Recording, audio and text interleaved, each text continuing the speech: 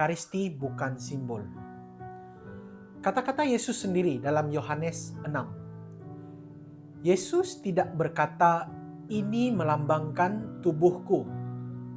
Sebaliknya, dia berkata, "Barang siapa yang makan tubuhku dan minum darahku, ia mempunyai hidup yang kekal."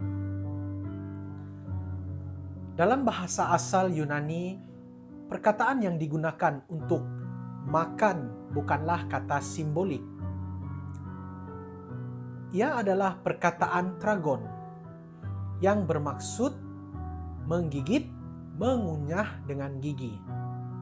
Ini sangat penting, sebab dalam budaya Yahudi, makan tubuh dan minum darah secara simbolik bermaksud menganiaya seseorang.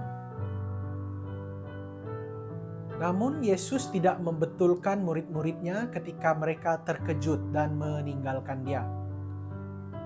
Jika ini simbol, inilah masa terbaik untuk menjelaskan, tapi Yesus tidak berbuat demikian.